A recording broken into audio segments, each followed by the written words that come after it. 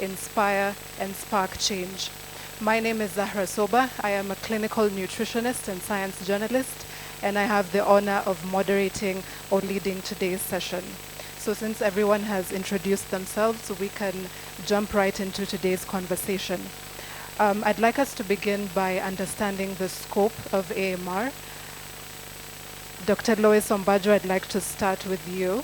So AMR is known as a silent pandemic because it moves silently, quietly, but of course has a very massive impact.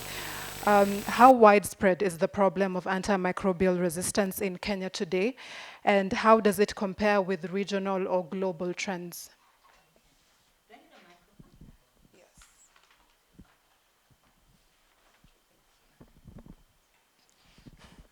All right, so I think the question was how widespread is AMR today, and how does it compare to global trends? So maybe I'll start with the global trends part.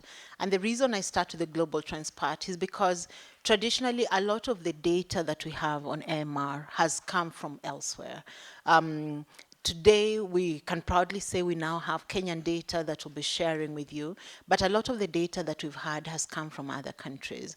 And we know that globally, the trends of antimicrobial resistance have been rising over time. What is known though is that this trend seems to be higher in resource-limited settings. So if you look at Southeast Asia, if you look at South American countries, if you look at countries within sub-Saharan Africa, they seem to have the highest rates of AMR. But beyond having the highest rates of AMR, they're also the least equipped to manage AMR, because managing AMR means, one, you're able to detect it, and to detect it, it means you need to have well-established laboratory systems. But once you detect it, you need to be able to contain it, which means within hospitals, you must have the capacity to ensure that it does not spread from patient to patient. But then you also need to have the capacity to treat it, which means access to antibiotics that are not routinely available. So that's globally, sub-Saharan Africa being the most affected. And I think many people have seen this data on mortality that's related to antimicrobial resistance.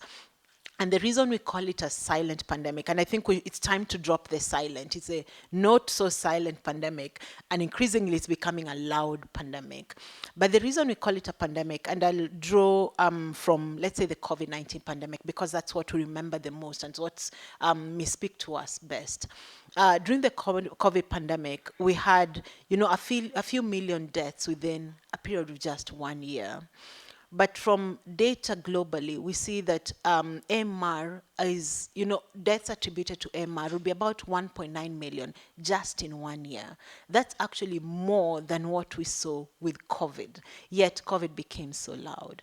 And the reason AMR has been silent is because we don't detect it enough. So patients die in hospitals and we don't know why they die, So it's time that we now identified what is ailing us, named it, and then did something about it.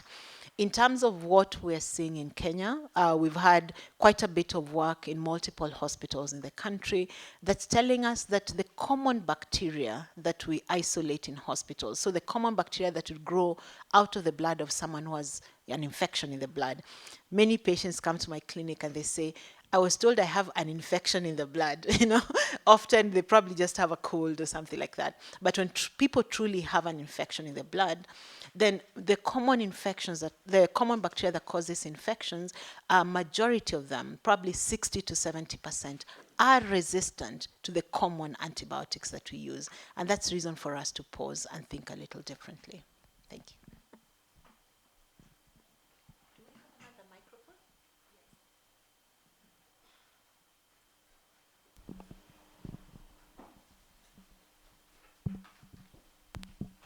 All right, thank you for that. And of course, Kenya is part of a global AMR movement, and countries are expected to contribute not just locally, but regionally as well. So, Dr. Tanui, what role should Kenya play regionally and globally in advancing the AMR agenda? Yeah, thank you very much. I think that's a very important question. And first of all is to appreciate the remarks by Dr. Ombajo. I think as a country now we are able to know the level of resistance across our healthcare facilities. So first and foremost, I think most of us, or as a country, we're aware about the need to be able to address AMR. And we are guided by our National Action Plan. So we have a National Action Plan for prevention and containment of antimicrobial resistance, which has identified for us the things that we need to prioritize for us to be able to address AMR. And one of them is creating awareness across the communities, members of the public, as well as professionals. Once people are aware about the level of resistance and the impact that it causes, then they can be able to start the journey of a behavior change, because once you change the behavior in terms of the misuse of antimicrobials, then we lower the level of resistance. The other is promoting infection and prevention and control, which is a key intervention for us to be able to reduce the incidence of infections. So as a country, we need to rise as a center of excellence across the region in terms of demonstrating that we are at the forefront in implementing the national action plans. And this is through sustained funding of these interventions. We started this journey in 2017 in implementing our national action plan. And we have seen a lot of lessons, and unfortunately, most of our interventions are usually supported by donor funding. So we need to allocate adequate national resources to be able to address these menace. We have another set of interventions that we have been implementing, which across the region, countries have been coming to benchmark with us, and these are some of the interventions that have been successful in terms of virtual training, dissemination, mentorship, where professionals across the country are able to come together and share experiences on patient management, and therefore learn from best practices. Thank you. All right, thank you for that. And I can imagine that surveillance is very important in order to identify these resistant pathogens. Dr. Kasim, based on the latest surveillance data, which pathogens or resistance patterns are most concerning for our country right now? And would you say our laboratories are prepared to detect and monitor these threats? Thank you so much. So most of the work that is being done at the microbiology laboratories across the country, and it's basically identical across all the facilities. Majority of the bacteria that are being identified are gram-negative bacteria, and the two commonest are what we call Escherichia coli, or in short, E. coli. And the second one is what we call Klebsiella, yeah, and specifically Klebsiella pneumonia.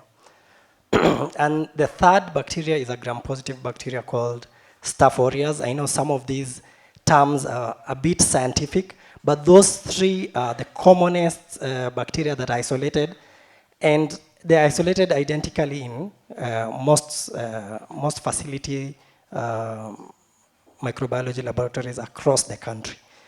And as Dr. Lois has mentioned, the pattern that we are seeing in terms of resistant patterns, the gram-negatives are essentially 60 to 70% resistant to what we call third-generation cephalosporins. And this represents a resistant pattern that we call ESBL, essentially extended spectrum beta-lactamase.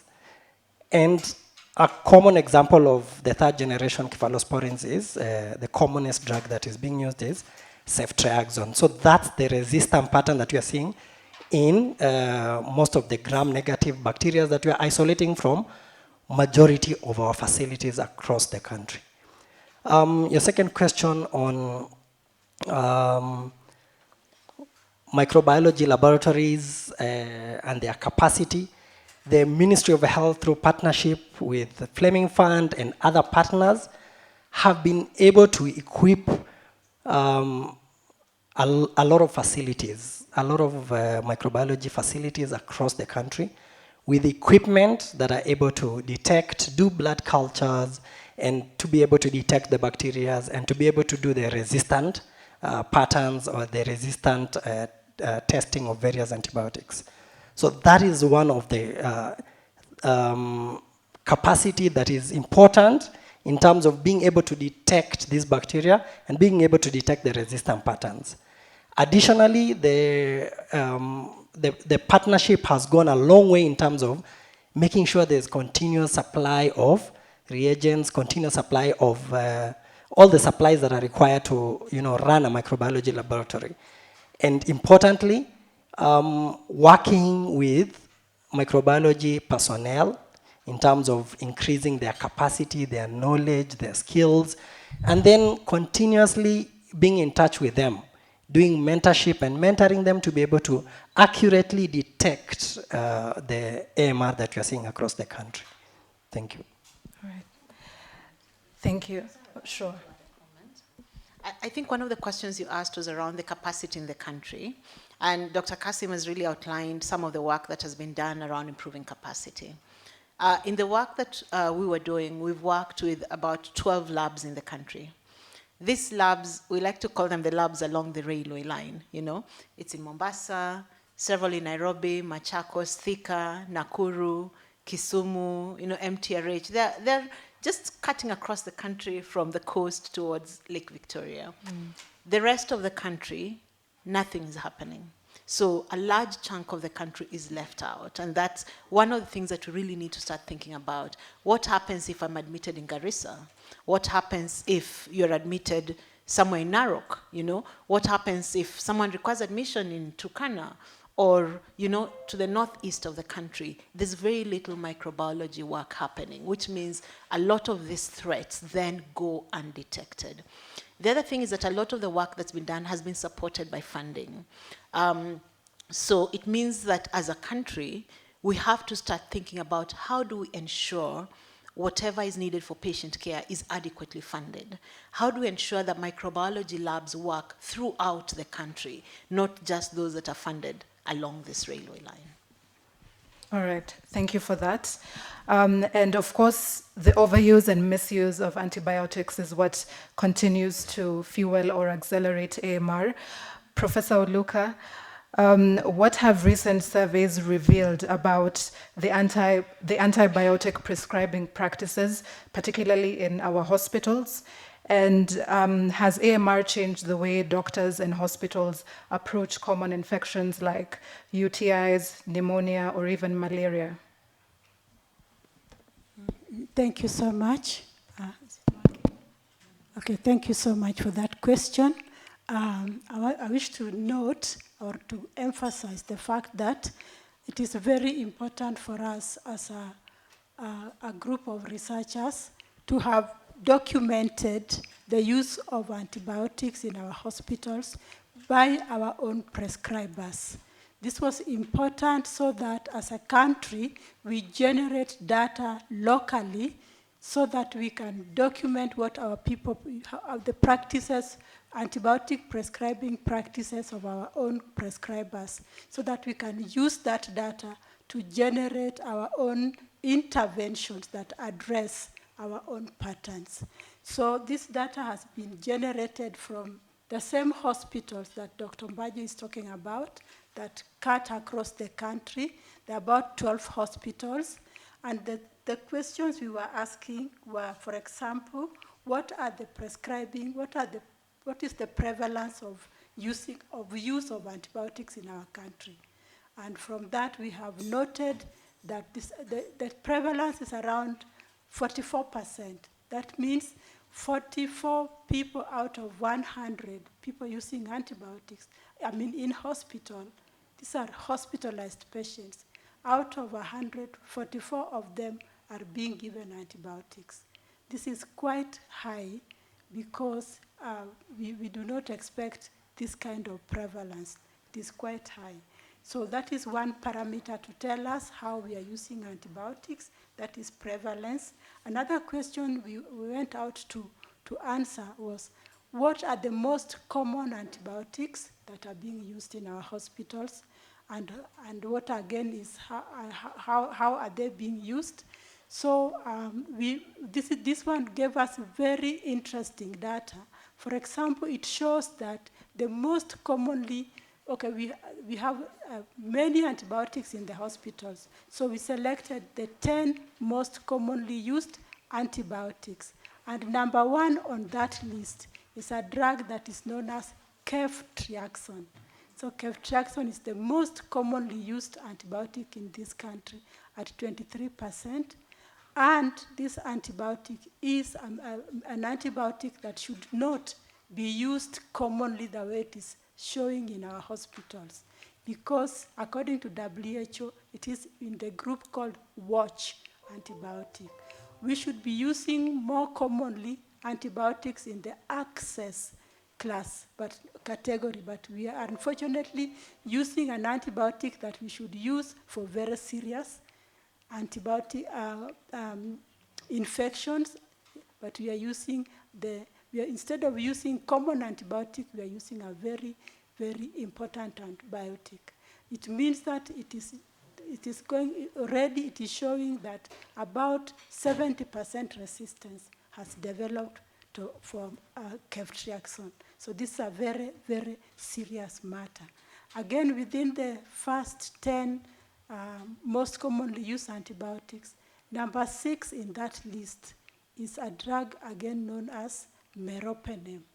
Meropenem now is even more important than ceftriaxone because it belongs to the WHO group called reserve antibiotic, the one that you should only use for a very, very serious bacterial infection. It is showing in the first 10 most commonly used antibiotics in this country. So this is something we need to pause and think as a country. And we are glad because this data is generated from our own hospitals. Therefore, we are going to work hard to generate or formulate interventions to address this anomaly. So another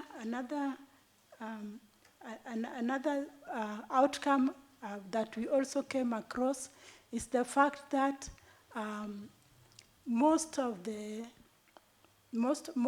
patients who are being treated with antibiotics, the neonates were highly represented in the groups being prescribed antibiotics.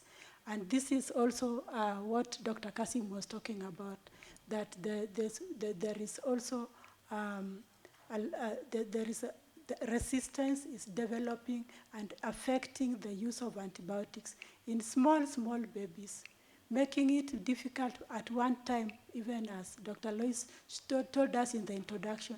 If you now you cannot treat babies, it means that they die very easily because we now don't have medicines. If our ceftriaxone is already resistant, we don't have medicines to rescue these little children from these infections. So these are very important landmarks that the antibiotic prescribing patterns has revealed from the work that we have done.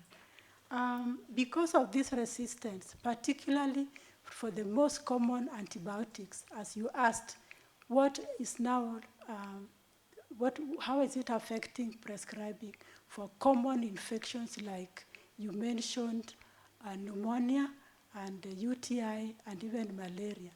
Now, once doctors cannot use, once there's resistance to the most common antibiotics, they start using, as this pattern is showing, the reserved antibiotics. Like now, ceftriaxone is what they should have been moving to after they've been using amoxicillin and penicillins. Now, they have already used ceftriaxone, and now we have 70% resistance. Now they have moved to meropenem, which is now a reserve antibiotic, meaning that very soon, as a country, we shall not have any antibiotics left for us to use. So there's literature actually showing that already for pneumonia, we have started touching a lot of meropenem is being prescribed, a reserved antibiotic. And there is literature to show that there's already resistance starting to develop for these reserve antibiotics. And this is a matter of great, great concern. Thank you. All right, thank you very much for that response. And of course, tracking antibiotic use helps to identify trends as well as guide policy. Dr. Marita, how can consumption data help guide decision making at both the hospital and the national level? Thank you for that question, and thank you for organizing this forum. It's quite an important session for us to be able to discuss this situation that is quite significant in our country. Let me just follow up from where Professor Luca left. She talked about antimicrobial usage. That is actually the driver of antimicrobial resistance, because inappropriate and overuse of antimicrobials is what leads to antimicrobial resistance. So for you to be able to put a stop to this, you need to be able to measure these things. You need to be able to measure both antimicrobial resistance and also need to be able to measure antimicrobial usage. So antimicrobial use is measured at patient level, and that is what Prof described, the findings, identifying which types of antibiotics are being prescribed for which patients, in what ways, are there indications, are they justified, for what duration. There are microbiology labs to justify their prescription. So that is the actual antimicrobial usage. On the other hand, for antimicrobial consumption, we use it because doing the antimicrobial use surveys is a bit expensive. It requires more resources. So what we do is antimicrobial consumption, which is by definition aggregates of the volumes of antimicrobials that are being used in a particular setup for a certain duration of time. So it could be in a country, it could be in a county, it could be in a hospital, it could be in a ward over a certain duration of time. And by measuring volumes, somehow you are able to correlate that with the usage at patient level. So for antimicrobial consumption, you're looking at aggregates, and the intention or the purpose of doing this is to be able to have trends and monitor trends over time, and you're able to see whether there are changes, and are these changes proportional to the changes in the morbidity patterns. So you are able to measure the volumes, and you convert them to the standard doses that you are able to compare with other regions. For example, at national level, you'll be able to tell, is the consumption of antibiotics higher than our neighboring countries, for example, or lower? Is it comparable with maybe the developed countries? And you're able to analyze and see why is that so? What explains these differences? Do we have different morbidity patterns, or is it that we are missing certain antibiotics? So basically that is what antimicrobial consumption is and what it helps.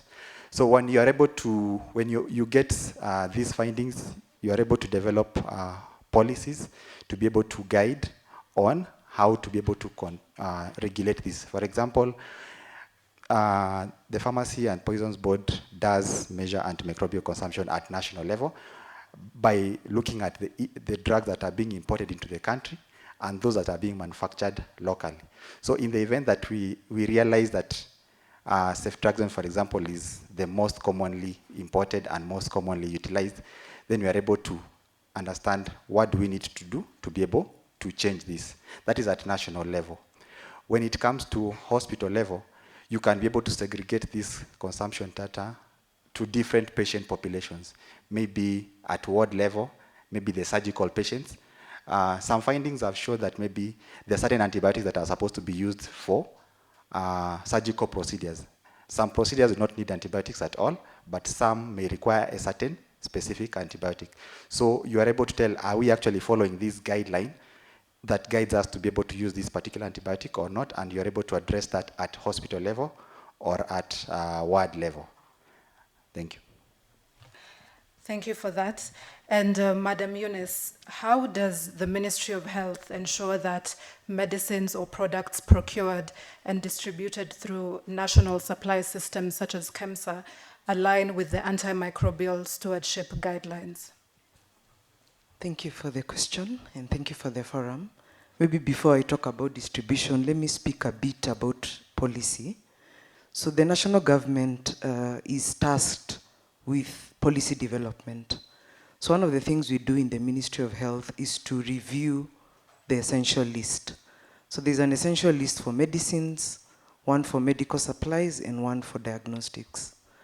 So for the medicines one, for all the essential list actually, we look at the WHO model lists that are reviewed every 2 years for medicines. And for the other categories, it's not as often. But we look at the WHO model list. We don't necessarily mirror the Kenya essential lists with the WHO model one, but we look at our priority diseases in the country. So you find there are things that could be on the WHO model list that are not in our essential list, or vice versa. So in terms of medicines, we adopted the AWARE categorization from WHO in our 2019 list and in our current 2023 list. So we have classified antimicrobials in terms of the 3 categories. There was a change between the 2019 and the 2023 one. So you find there are about, I think, 3 molecules that were in access in 2019. That's azithromycin, ceftriaxone, and cefixime. Is it cefipime? Cefixime. But in the 2023 list, they are under watch. So we use that as a guide. So the other way, as we review the essential medicine list, we have a level of use for every product.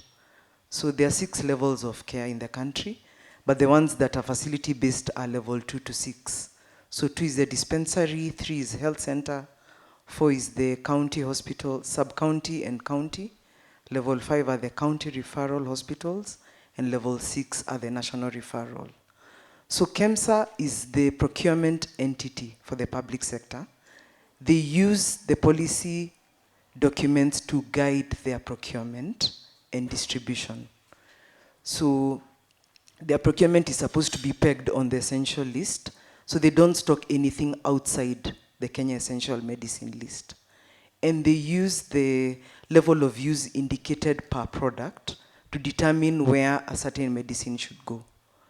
So they are guided depending on the antibiotic. There are some that will only be available from level 2 upwards, some are only at level 4 upwards, some from level 5 or level 6. So they use that to guide the distribution and stocking, as I said.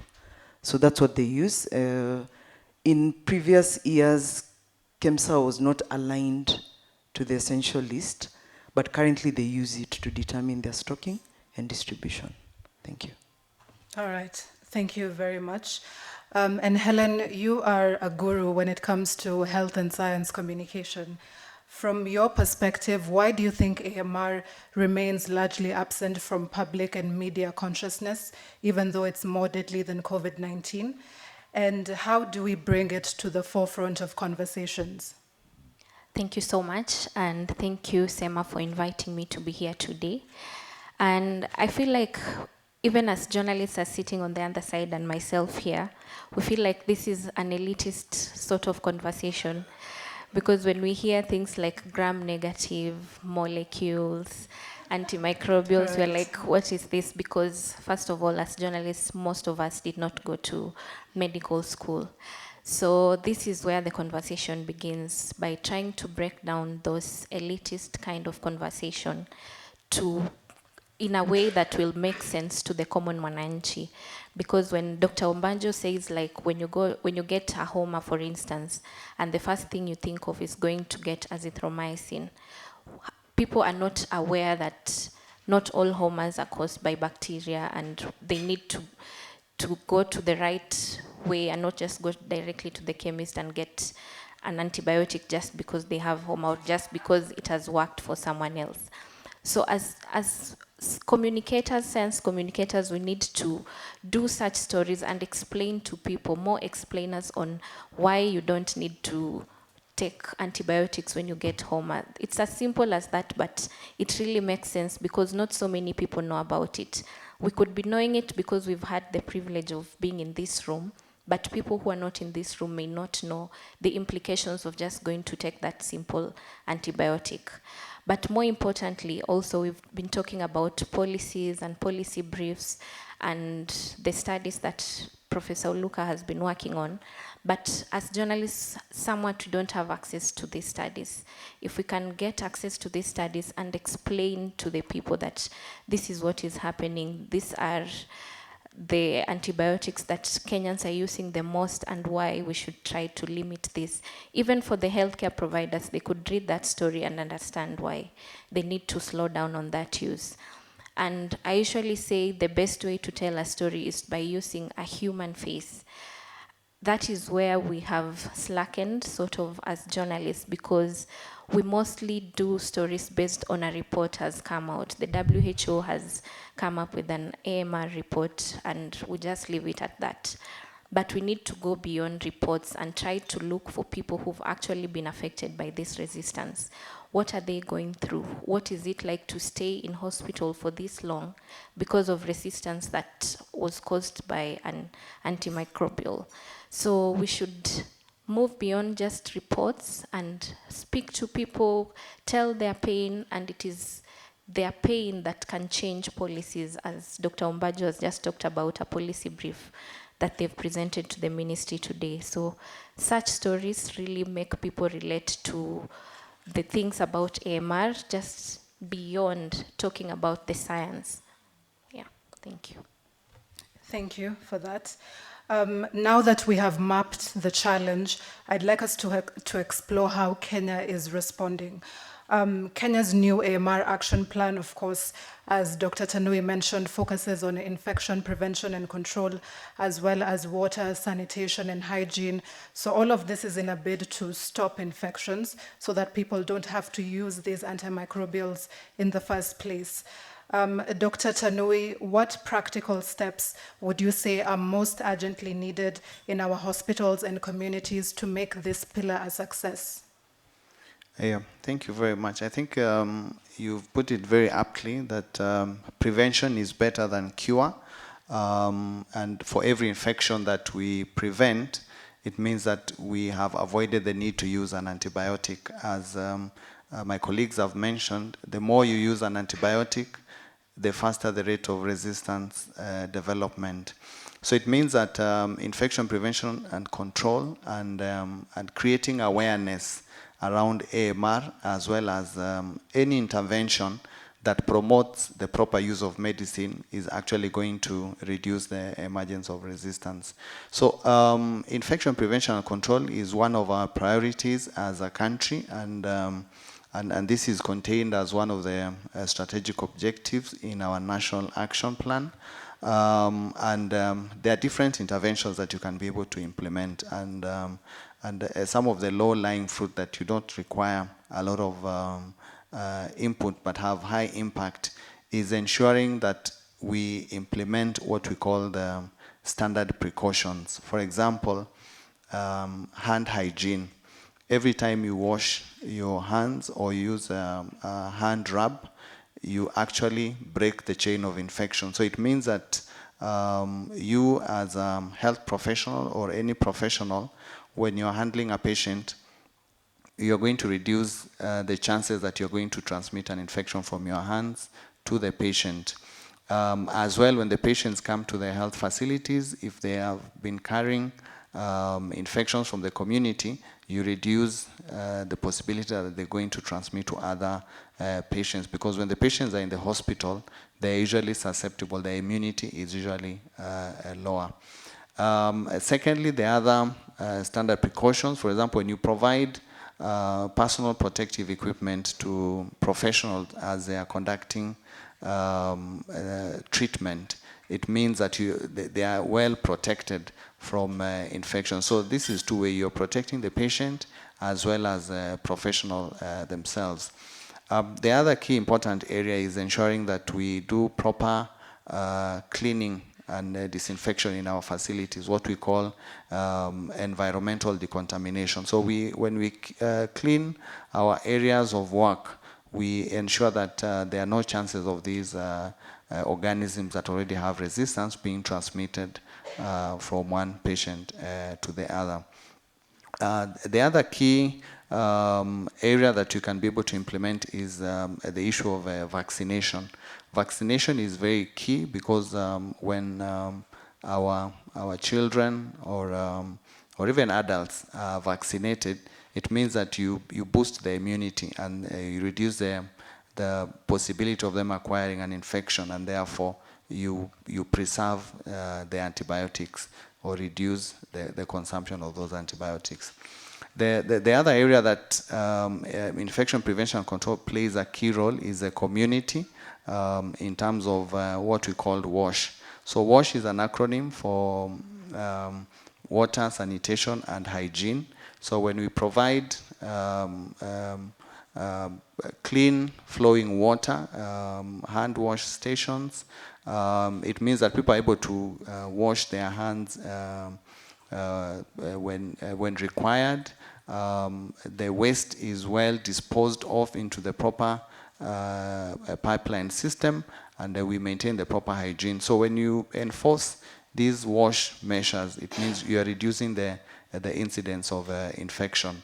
The other key intervention, which is directly related to IPC as well, is the reduction of the access of antibiotics over the counter. We have a challenge of people buying antibiotics over the counter without a prescription, which is driving resistance. So we need to enforce that intervention using the right measures. Thank you. Thank you. And of course, Kenya's new AMR action plan also adopts the One Health approach, which links human health to livestock to the environment as well. Where do you see the greatest risk of antibiotic misuse across these three sectors, and how do you think they should be addressed? Thank you very much. I think the issue of One Health approach is very important because we have seen that the practices across the different sectors contribute to the development of resistance. One very big risk that has been identified is the misuse and overuse of antimicrobials in all the sectors, the human, animal, and the environment. If we talk about in the human health sector, as I've mentioned, the access of antibiotics over the counter without a prescription is one of the biggest drivers of misuse of antibiotics and also a driver of resistance. So it means that we need to find ways of enforcing this regulation. The regulation is already in existence. What we need is to strengthen the enforcement and compliance of this regulation. What my prof colleague has mentioned, that we are consuming or we are using ceftriaxone for most of the infections, and people are not following guidelines. So guidelines are already in existence. We developed guidelines for treatment. So if prescribers were following these guidelines appropriately, it would mean that you would first need to use the first line antibiotic. You don't need to resort to ceftriaxone or meropenem when amoxil itself is effective. So when people comply to these guidelines, we are reducing that risk. The other risk in the animal health sector is the issue of farmers using antibiotics for prophylaxis instead of using proper hygiene measures, what we call the biosafety and biosecurity. So this is a practice that is a driver for resistance, and farmers need to be sensitized that this practice is what is driving the consumption of antibiotics, and therefore the trends of resistance that we are beginning to see.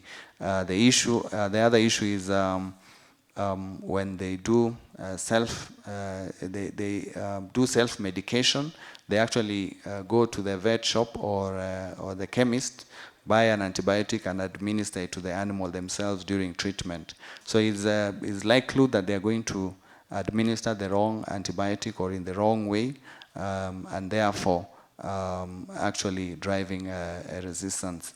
The other aspect also that needs to be considered is the need to follow the withdrawal periods for the animal, so that if there's an animal that is undergoing treatment, for example, a cow, you're supposed to discard the milk or not sell the milk because, of course, it has residues of antibiotics in itself. Thank you. All right. And most resistance data, as Dr. Ombajo mentioned, comes from the referral hospitals, but it's important to have a bigger picture from the counties. Dr. Kasim, how representative is the current surveillance data, and how do you think county-level labs can be strengthened in order to contribute to the data? Thank you so much for that question. Yeah, I mean, I think Dr. Ombajo has mentioned the current surveillance of antimicrobial resistance that we are doing across the country.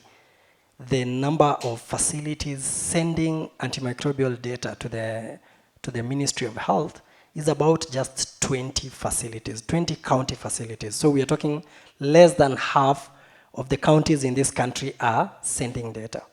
Yeah, and we've said majority of them are across the highways, along the highways and along the major facilities along the railway.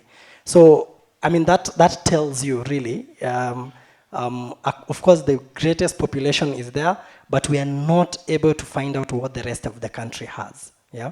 So what probably the advice and recommendations we'd give the county facilities is that they need to partner with the national government, the Ministry of Health, partner with any other partners who are out there and they're willing to support in terms of supporting microbiology laboratories in all our county facilities in this country.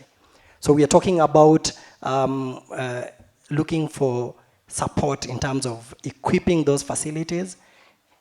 A lot of our patients have bloodstream infections, but we have no way of determining that or detecting that. So what we do is we need to have blood culture equipment installed in all our county facilities so that we're able to detect the ones that have bacteria causing bloodstream infections and being the cause of, their admissions into those facilities. This, of course, will go a long way in terms of helping those patients get the correct management. Thereafter, the same facilities can partner to make sure that there's continuous supply of reagents and other supplies that are required. Because one of the problems that we have had in this country is that our facilities seek partnership, for someone to come and supply, reagents and whatever is required to run. But that only lasts until that partnership ends. After that, the facilities need to take responsibility. We need to be able to make sure that we put these supplies, place the supplies in our county procurement plans and make sure that there's continuous supply to make sure that our utilization of microbiology is sustainable throughout. Then, partner again with to make sure that our staff are trained. There's continuous mentorship to make sure that what we're identifying is accurate and accurately represents the conditions that our patients have. And I must say here that our National Microbiology Laboratory is available in terms of helping some of these facilities that do have much lower capacity. So these facilities are able to send specimens or send bacteria that they have been able to, identify to the National Microbiology Laboratory and ask for assistance, to make sure that we're able to detect them and do the antimicrobial susceptibility testing that is going to help the patients and that will boost the national surveillance that we're doing. As well, we have we have now built capacity in the bigger facilities that you've mentioned. What I would say is that the smaller facilities around, the smaller county facilities around the national referral facilities can actually partner and outsource these microbiology services to the bigger facilities like KNH, MTRH, KU, and so on. So that kind of partnership can also help to boost the capacity in those facilities. Thank you. All right, thank you for that. And of course, the overuse of antibiotics limits future treatment options and also fuels AMR. Professor Oluka, you mentioned a few antibiotics that are being overused. Maybe you could give us some more. And also, why is this a concern for future treatment options? And thank you for that question. So I mentioned that we have been looking at antibiotic use in these facilities over time, and therefore some I mentioned the 10 most commonly used antibiotics, and I emphasized the reserved ones, but within that group we still have important antibiotics such as amoxiclav. Amoxiclav is one of the most important antibiotics that we have in this country, and unfortunately when ceftriaxone has been taken to be the first and most commonly used antibiotic, amoxiclav has been left and not being used for the purposes that is supposed to be used. So that is an antibiotic that we should focus on and make sure that it is available in our hospitals. That is working between the facilities through camps and the ministry. They can make sure that this medicine is available for our prescribers to use. When we went to these hospitals, we were told that it is not available because it is expensive. But see, we realized that is a situation that was just created by supply and demand, isn't it? So amoxiclav, another antibiotic that has been used is known as metronidazole. Metronidazole is also a very important antibiotic, especially for anaerobic bacteria. I hope that is not going to do so.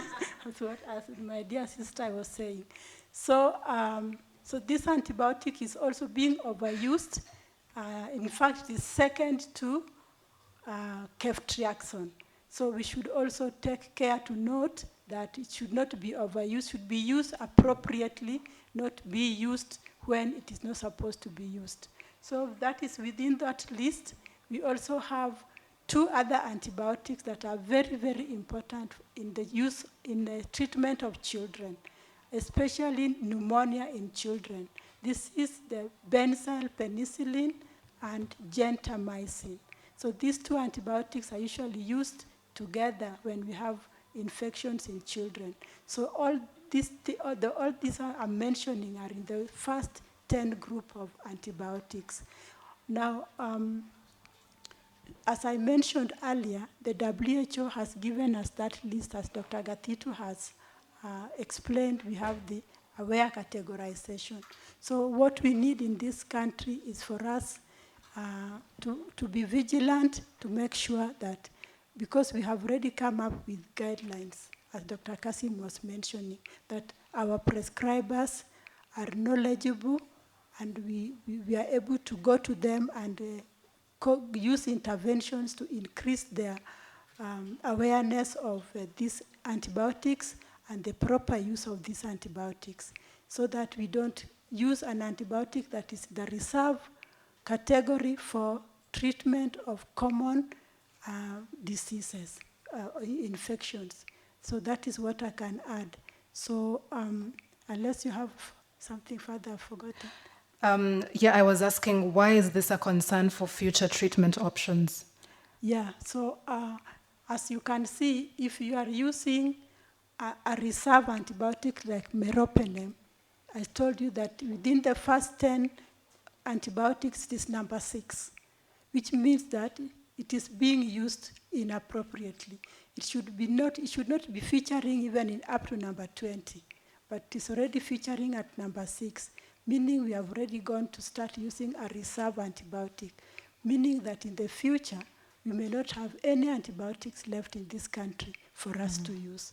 So this is a wake-up call for our clinicians and all of us to put in place interventions to improve the use of antibiotics in this country. Yeah. Right. Thank you very much. Dr. Marita, of course, guidelines and accountability are very important in order to help clinicians or doctors make better choices when it comes to prescribing antibiotics. And unfortunately, doctors or clinicians play a very big role in fueling AMR. So what specific interventions can help doctors or clinicians prescribe more rationally? Would you say perhaps we need more guidelines, or we need training, or maybe we need accountability systems? Thank you for that question. Yes, indeed, we need to think of ways to curtail this challenge that we are facing currently. There is a concept called antimicrobial stewardship. In simple terms, these are just measures that are put in place to be able to safeguard the currently available antibiotics to prevent further development of resistance so that they are able to be utilized in future. So the concept of antimicrobial stewardship is what we should be able to enforce on to be able to safeguard our antibiotics.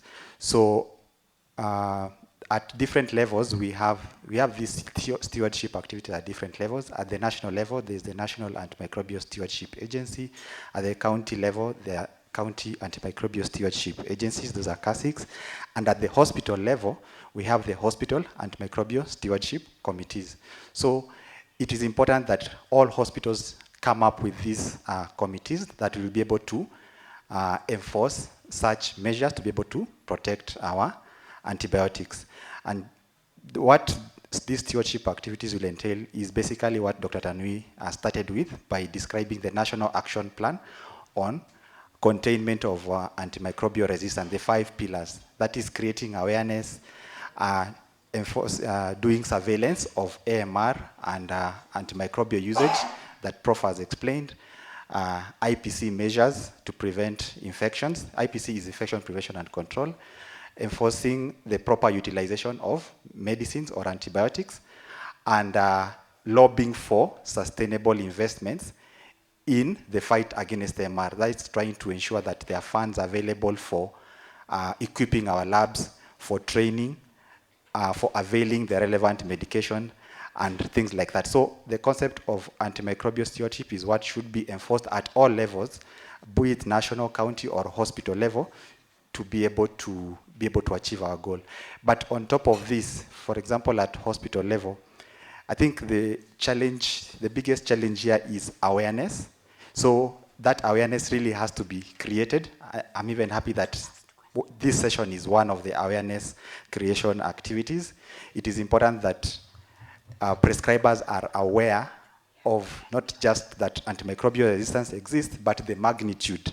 You know, people could be hearing about this, but they do not know exactly the facts, the numbers, the details, the dangers that it poses. So this creation of awareness at both to both the prescribers and the patients, because sometimes the patients themselves are the ones who actually advocate to be given these antibiotics, and they really try to push the prescribers to prescribe along certain lines. But I'm also, on the positive side, we've also seen some good practitioners who actually stand their ground and resist this kind of temptation to be able to prescribe certain antibiotics where they are not needed. So this awareness is quite important. Also of note is prescribers should also be able to consult where need be. It's not wrong not to know. So whenever in doubt, it's good to consult the guidelines, it's good to consult your colleagues, or it's good to consult or to refer patients so that you are able to treat these patients properly. There are a number of times whereby, considering that the antibiotics, there are some that are broad, so those ones are usually a very easy catch for prescribers, because they know once I prescribe this, I am covered with all the possible infections. So that is bad practice, because as you're covering for all infections, you are predisposing this antibiotic to resistance development. So it's good that prescribers are aware about this problem. They are able to get adequate trainings and knowledge about what to use. And these antimicrobial stewardship measures are enforced at all different levels. Thank you. All right. Thank you for that, Dr. Marita. And Helen, how do you think we should communicate AMR more effectively to the public? In your opinion, how do we translate the complex science into compelling stories that, of course, inspire awareness as well as behavior change? Thank you so much for that question. And as science communicators, we always say simplicity is king. And to be able to break down a complex scientific, let's say, journal or research, you need to have knowledge about that thing. And to have that knowledge, you need to have access to information. And in fora like these ones, we get access to scientists, medical doctors who are able to break down and explain to us. And when we go back to the newsroom, we now reflect and think about the stories and how best we can tell. And like I mentioned before, telling the stories without a human angle or having a person at the center of it mostly is not as impactful. But when we have someone at the center of it, then it makes sense. But beyond just even having people, we can have things like explainers. You have an analogy of what antimicrobial resistance is. For instance, there's a time I did a story and the person I was interviewing explained to me like, it's like a thief when they know that a policeman usually uses this route. They will try to avoid that route. So they'll find other ways of, other routes that will not really make them to be caught just like that because they know a policeman is going to get them. So when we have people who can explain using such analogies and we try to use our own journalistic language to break it down, then that goes a long way. And because we are in an era where there are young people, we need to start using videos, infographics to explain these stories, because not every Gen Z, for instance, will take a newspaper and start to read about AMR. They probably have never heard of AMR unless maybe they went to medical school. So if you take a video and try to explain in the simplest way possible, then it will get to the people who need to know about this. Thank you. Thank you very much for that.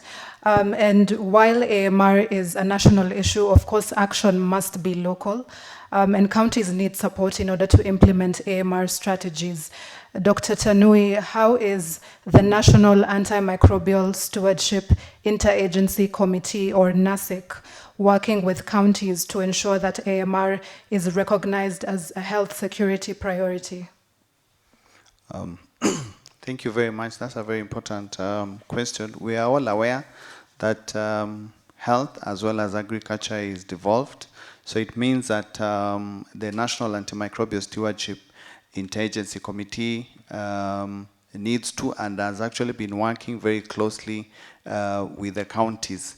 So the National Action Plan requires that counties set up similar AMR coordination and governance structure similar to that at the national level. So at the national level, we've been supporting counties to establish these AMR coordination committees that are One Health in nature, meaning that we have representatives from the human health sector, from the agriculture health sector, environment, as well as the fisheries or aquaculture.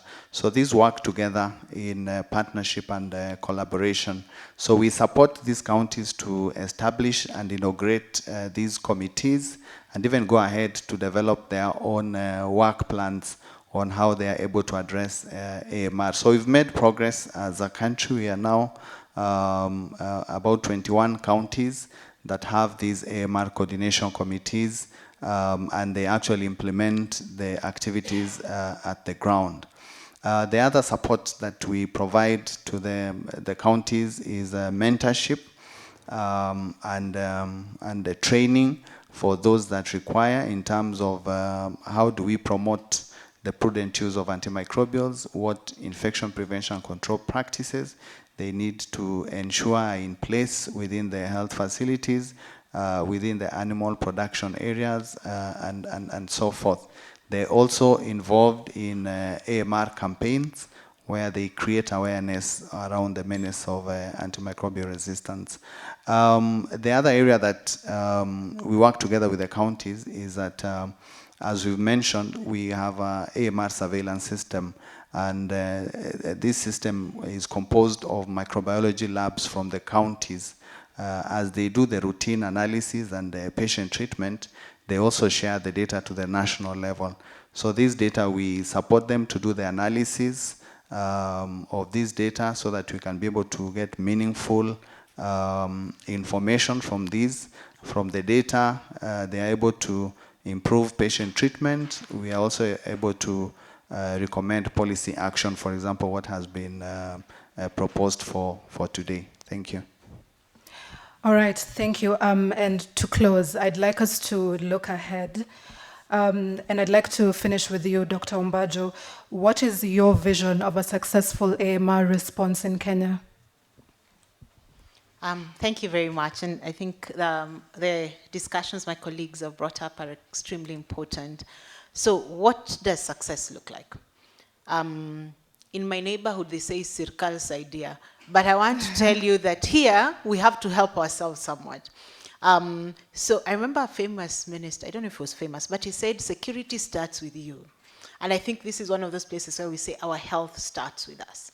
So there are things that we can do, there are things that government should do, and the things the health facilities should do that my colleagues have really highlighted well. So success will mean when you have an infection and you go to hospital, you get the treatment that you need without unduly long hospital stays, without excess cost, and that you're successfully treated and you can go home. So that's what we should all hope for, that if I get an infection today and I walk into hospital, I get a simple antibiotic that I can use for a few days and I'm well. The challenge now is that if I get an infection and I go to hospital, I have to be given an intravenous antibiotic because they can't find a good oral antibiotic that works for me. It may or may not work. I have to move on to the next line of antibiotics that may or may not work. Then I have to move on to the next line. That's what we need to avoid. And of course, I could die of that infection because there's nothing to treat me. And that we really want to avoid. So what can we do now that our health starts with us? And this has been pointed out severally in this discussion. So one, don't take antibiotics when you don't need them. Why is that important? Every antibiotic you take puts you at risk of getting a resistant bacteria. So if today I go and take azithromycin, then tomorrow I go and buy cefuroxime. I'm saying this because Kenyans know these names. They go and ask for these things in the pharmacy. Then tomorrow my child is sick and I tell the doctor, no, you have to give them an injection of ceftriaxone. What am I doing? I'm creating an environment of resistance. And next time I'm sick, I'm likely to get those resistant bugs. So the first thing that we should do is don't take an antibiotic that you do not need. Don't prescribe for yourself. We have situations where people go and say, nipatie tu tembe mbili, I'll come back for the other one. What you're doing is not treating yourself. You are creating a horrible situation for yourself going forward. If you have, the commonest reasons for antibiotic use is, one, what we call upper respiratory tract infections, so a common cold, for example, and diarrhea. Those are the commonest reasons people buy antibiotics over the counter.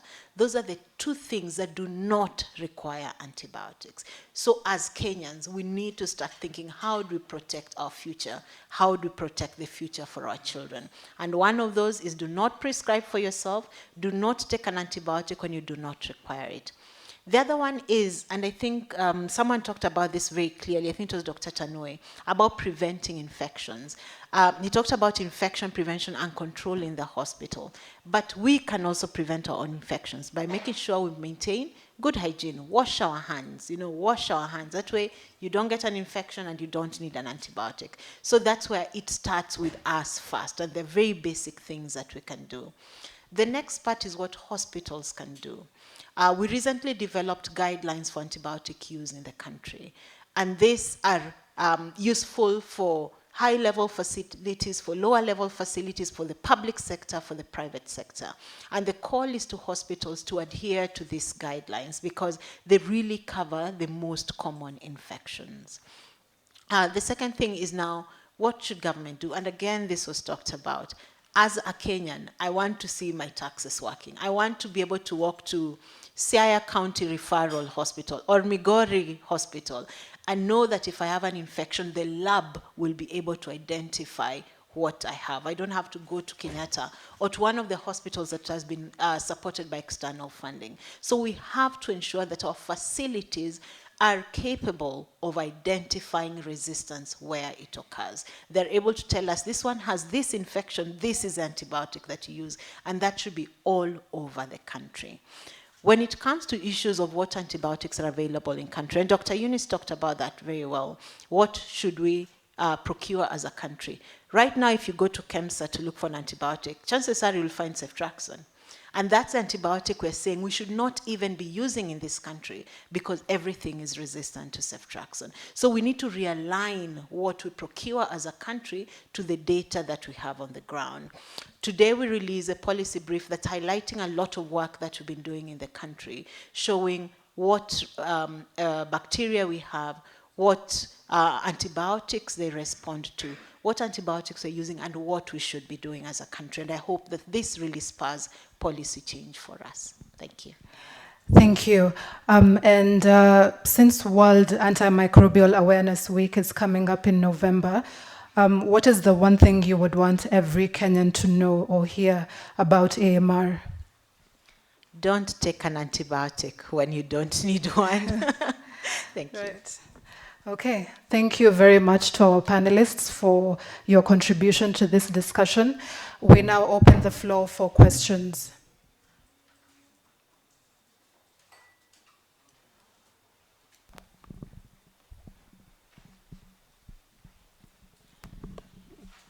Katika utangulizi, sikumbuki nani alikuwa na jina la daktari pale, alikuwa amesema kwamba yale mataifa ambayo yameadhika zaidi na magonjwa yasiyosikia dawa katika ukanda wa Sahara ni mataifa ambayo yako chini ya ukanda wa Sahara, yani sub-Saharan countries. Pengine ni taifa gani ambalo lina idadi kubwa ya visa? So this is where I bring out all my primary school Swahili. So the question is, which country is most affected, right? So I think one of the things to note is for sub-Saharan Africa, we do not have a lot of data. I think Kenya is really leading the pack in terms of having good data. But as I said, globally, the poorer countries tend to have more resistance. And this is, I think, a plus for us because we now know what's happening in our country and we can do the right thing about it. So one of the things that has been a challenge is the fact that many countries do not have data or do not share the data. And I think our encouragement to everyone is data empowers people to do the right thing. Let's generate it. Let's do the research. Let's share the data that we have.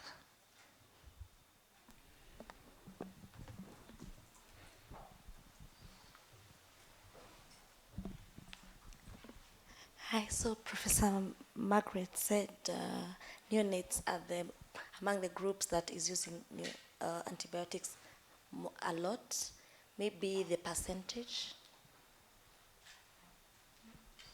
So the proportion of neonates that use antibiotics from our use studies. Sorry?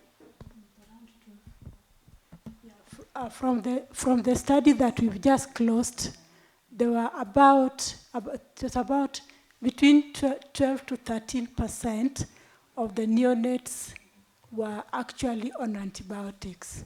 No, it's more than that. It was more. No, it's way more than that. Oh, okay. Then maybe that. So as Professor Luca had highlighted, we find that about, on average, 44% of those people who go into a hospital end up on an antibiotic, which means today if you walk into a hospital, 50-50, you'll probably end up on an antibiotic. Flip the coin, you're on antibiotic, flip it the other way, you're not. And that's what we're saying, going into hospitals, within hospitals, we really have to think, does this person have an infection or not? So really educating healthcare workers. When we look at the different categories of patients, we find that amongst children, so the pediatric populations and the neonatal populations, often antibiotic use is in excess of 60%, which means if you go into a neonatal unit now, almost every child will be on antibiotic. And many times children are very sick, and the thought is that, oh, children need an antibiotic, children are very sick. But again, we have to think, how do we rationalize that use and make sure they're using the right antibiotics? Thank you. I also had a question. Thank you for, at least we had a communication rep there. My question is about culture. What is it in our culture that makes us still, do things the way we do, even if we know, like last year, yes, we did launch and talked about these dangers, but is it poverty? Is it lack of trust? Yeah, because that then goes with the communication aspect.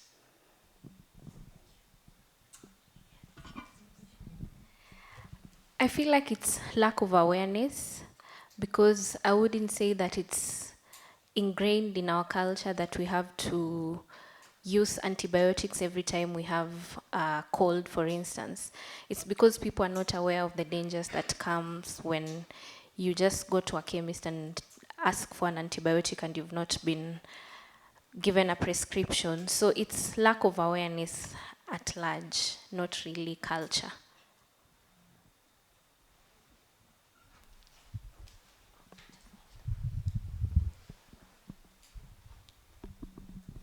Maybe before you answer, small related to that. My question goes to the Ministry of Health. Yeah, the National Action Plan. I think we are seeing that when we have a lot of concerted efforts and more impactful communication, I think there's always a good response of behavior change.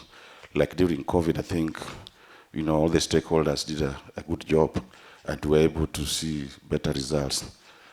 In this National Action Plan, do you have a good communication strategy to support the National Action Plan? Because to achieve behavior change, like my colleagues are expressing, it's not an easy task. It needs a lot of efforts, in terms of campaigns, consistency in communication, and resources, of course. So I don't know how you are prepared to deal this, or you integrated this in your action plan, or we are just going to do, the usual awareness that we are doing, panel discussion like we are doing this year in, year out, the small scale we are doing here in this room. Thank you very much. I think that's a very key concern. Yes, the National Action Plan is a high-level strategic document that proposes a number of things to be done, and one of it is creating awareness and understanding around AMR. And one of the ways of actually implementing the National Action Plan, as you've mentioned, is developing an advocacy and communication strategy. So we first developed our national advocacy and communication strategy in 2018 that identifies what are the channels that we are going to be using to communicate to different people. So we need to identify the stakeholders. So we went ahead and identified the different stakeholders, whether it is professionals, whether it is farmers, whether it is the members of the public, and so forth. So the communication strategy also outlines what are the key messages that we need to pass across to these different stakeholders. And so forth. So the strategy is there. I think what now needs is the different stakeholders to actually implement the different areas in the strategy and actually support its dissemination. So it is there, and it's guiding what are the main key messages that we need to pass across. Thank you. Caroline from Taifa Leo. I have a set of 6 questions. So any can answer. Because the microbe labs are mostly along the SGR, let's put it that way, the railway line. And it means that other areas are not covered, or people cannot run quickly, the blood cultures and all that. Does it mean that our prevalence of AMR is actually lower because then we are not covering the majority of the population who are not along the railway? Secondly, still on data collection, is it possible from the recently concluded data to be able to know in terms of counties which ones are experiencing high resistance and all that? Is it possible in terms of counties so that then the planners can be able to have their specific data? And then I think Professor Uluka mentioned the pneumonia resistance that has popped up among the neonatals because of probably overuse of antibiotics. How bad is it? Is it very, very recently? And has it led to a spike in the number of pneumonia deaths among the neonatals?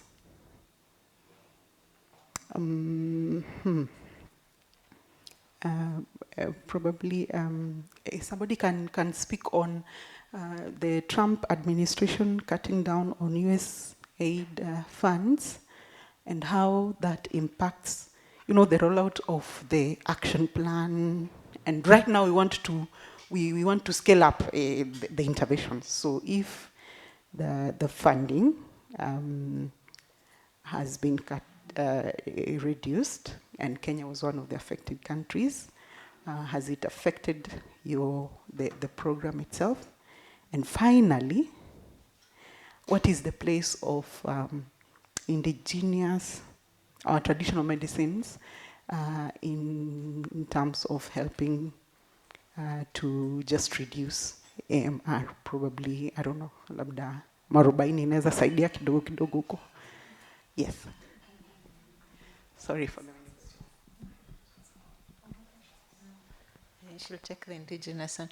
I think your first question was around, could the prevalence be lower because part of the country is not covered or higher? The truth is, if you don't have data, you're blind. Yeah. So at this point, what we've seen is the prevalence of resistance is about the same from county to county. There may be small differences with certain bacteria, but it's sort of reflective of what you'll see in other counties. The data that we have spans across several counties in the country. So what would be happening in the other counties? Two things. One, because they may not necessarily have capacity to do blood cultures, for example, it means that treatment is blind. You're giving what you think will work because you do not have results to tell you otherwise. And that may drive overuse of antibiotics. And overuse results in more resistance. So that's one. There may be counties where there may be less of certain antibiotic use, so certain bacteria may not necessarily be resistant. But the truth is, without data, it's difficult to put your money on this item. So what we need is really to make sure that every county has the capacity to do the basics like blood culture. Most counties have labs.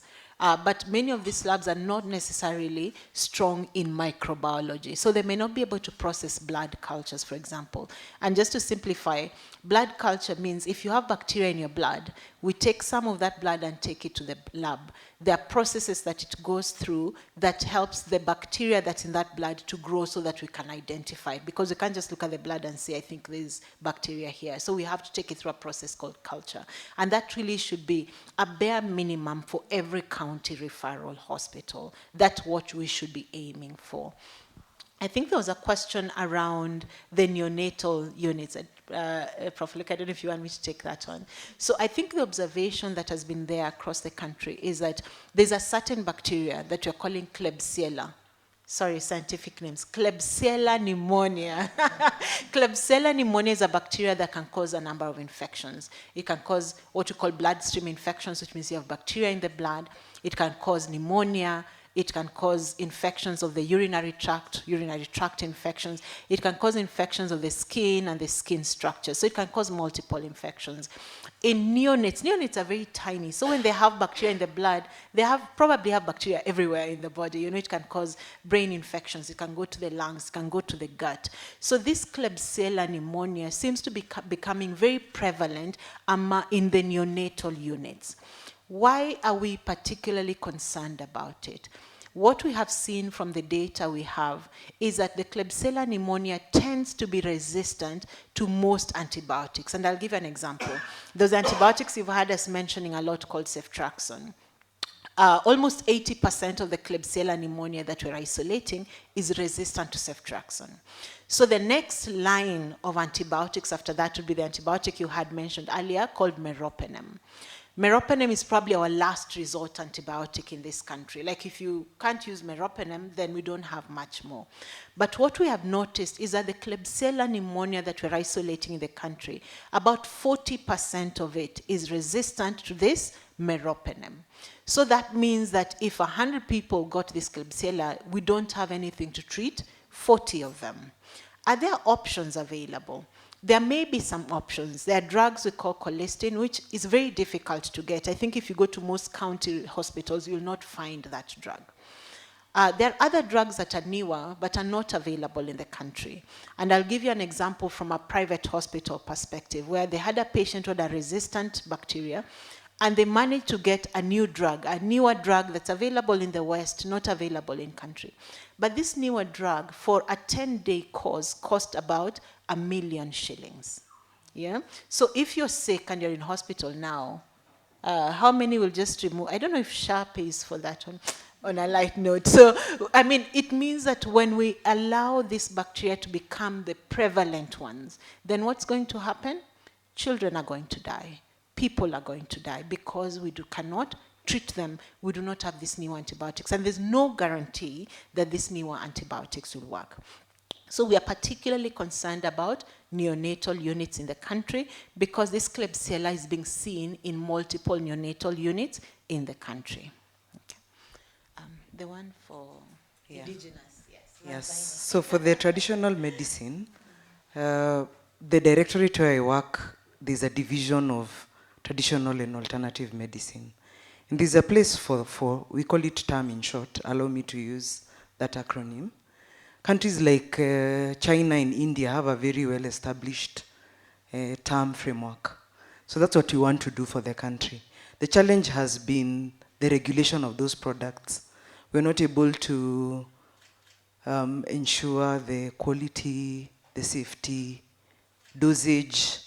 Remember, for a drug, you need to know what dose you need for a formulation and what dose you need to treat a certain condition. So the challenge has been the issue of regulation of the products, the practitioners, because you find the Ministry of Culture and Social Heritage, I think that's where the traditional, the herbalists are under, but the product is supposed to be regulated by the PPB. So what the ministry has done is that we have done a term policy. It's not finalized yet, but it's in final stages. And there's also a term bill. Remember, a bill will eventually progress to an act. So that is in process, just to be able to regulate both the product and the practitioners. Because you want to make sure that if you're, and we know they are traditional, I mean, they're guys who are practicing as herbalists, but they need to be regulated to make sure that whatever they're giving is safe. You're guaranteeing that the treatment outcomes will be good. Yeah, so that's part of what we are doing, and there's a place for it. We know the use is very much rampant. You find even patients coming to hospital and they don't say that they use those products, but they do. So there's work around that, and we're hoping that that will move even as we look at conventional medicine, because as I said, the source of the conventional medicine are these herbs and plants. So that is underway. Thank you. Okay, just to add on the aspect of science, that even at the university, we have a section where you can, those who have these herbal medicines that they suspect they could have or be a source of an antibiotic, you can actually partner with the University of Nairobi School of Pharmacy, and you can submit your plant for research, and we shall take it through research and isolate the actual thing in the plant that is treating somebody. Like, you know, the penicillin was isolated from a mold. So medicines, many medicines that we are using currently actually came from plants. So it is a good thing you are concerned about it, and therefore, actually in the Global Action Plan that is now has been translated to the National Action Plan, one of the objectives is development of new antimicrobial agents. And plants would be very, very useful as sources of new medicines. So we encourage the public, if you have any plant that you suspect may have maybe a source of an antimicrobial agent, come forward and let us do research on it and be able to isolate what are the active ingredients in it and test it to see if they actually work against bacteria. Thank you.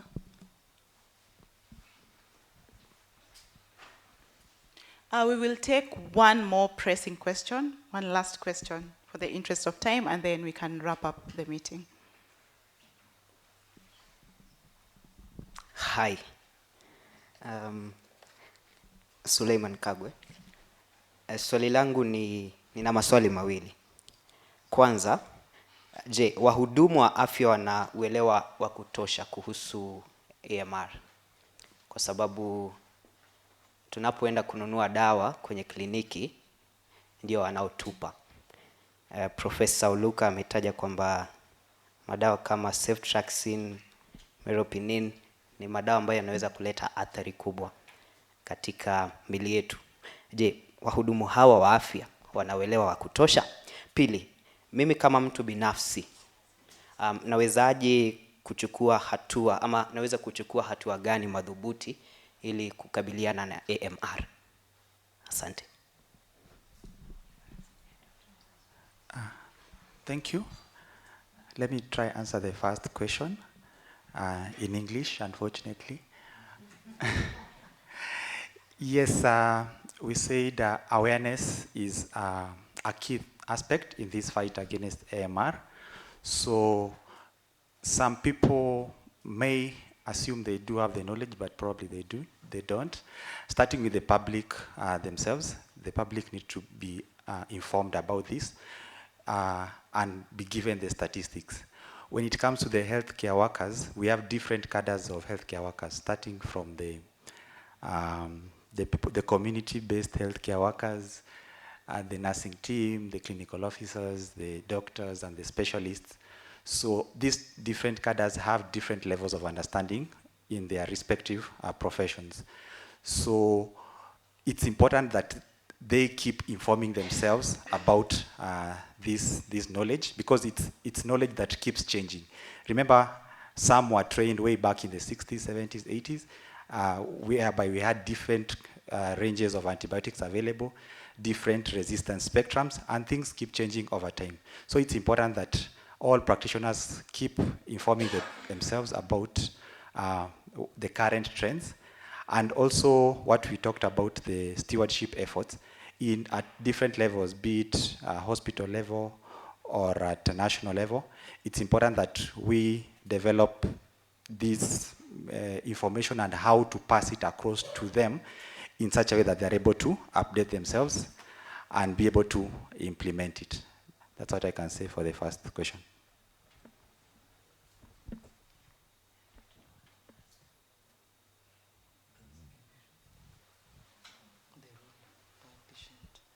I think for your second question, Lois answered that when she was talking about what is our role as the public, as individuals.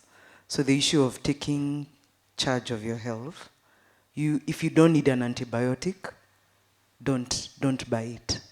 As a prescriber, prescribers are encouraged not to prescribe if it's not necessary, But if you're on an antibiotic, I think Lois didn't say that.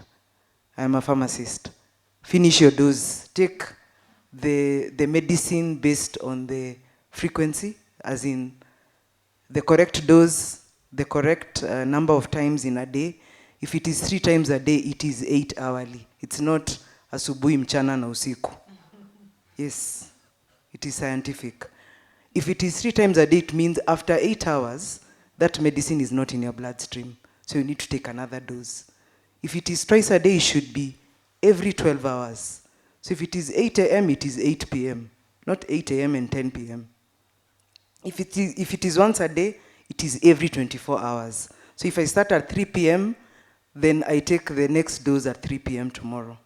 So we need to take charge, be responsible. Remember, government can't solve all your problems. They have their bit, but you also have our bit as individuals. Healthcare workers sometimes are the worst patients. So we need to also practice what we preach. We are the same ones who prescribe and dispense. So even us, when we are patients, we need to adhere to what we are saying.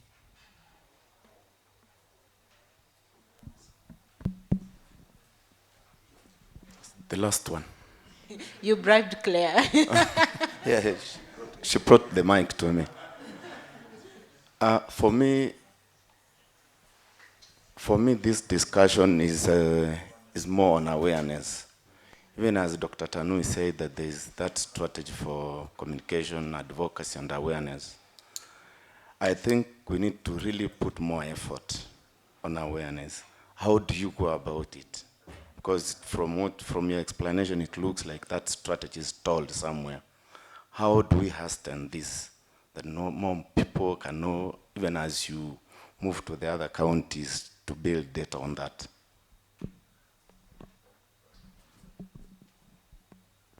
Yeah, thank you very much. I think that's a good question.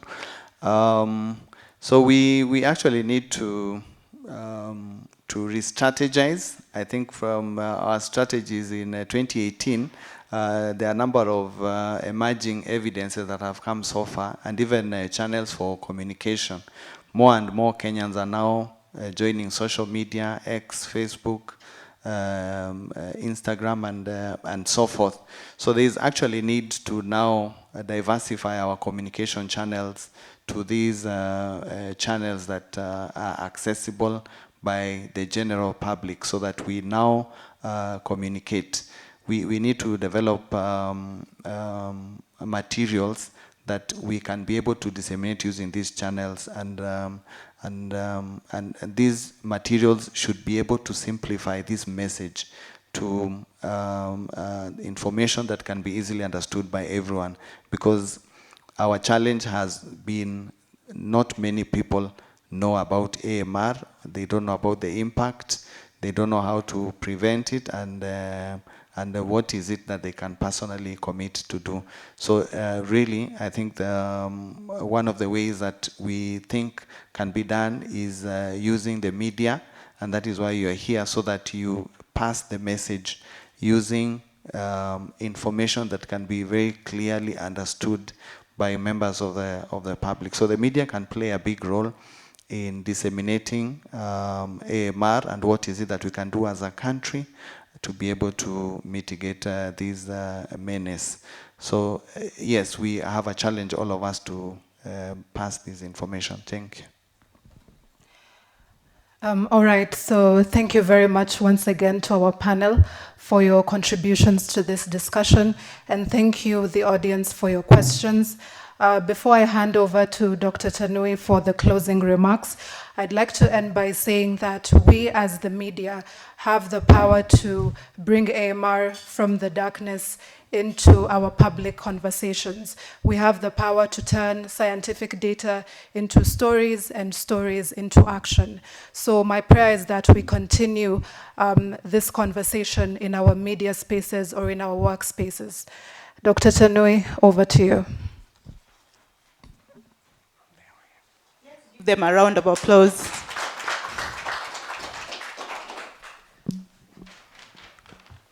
Thank you very much, Zara, for taking us through that very interactive and informative sessions.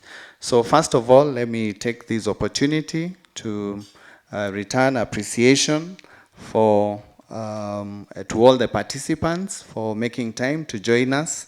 I know we have very busy schedules and activities that we require to engage, but this has been a very engaging session with a lot of insights that we can be able to carry.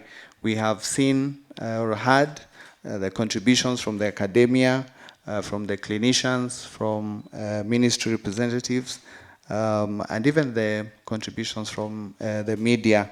All these we really appreciate, because at the end of the day, the more we discuss, the more understanding we create amongst the members of the public. Secondly is to appreciate the University of Nairobi and the entire Fleming Fund for supporting this process. We would not be here were it not for the support that we have gotten as a country, and also SEMA for the partnership and the support that we have gotten as a AMR program. So AMR is not just a public health issue, it is also a challenge in terms of economy and sustainability of livelihoods.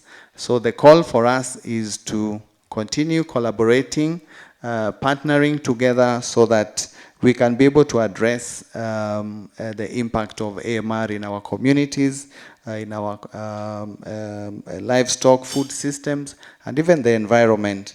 We have heard from the themes that we have discussed today, the importance of infection prevention and control.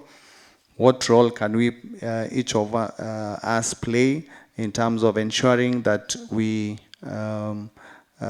prevent the spread of infections? What is it that we can do so that we ensure that we use our antimicrobials or our antibiotics properly?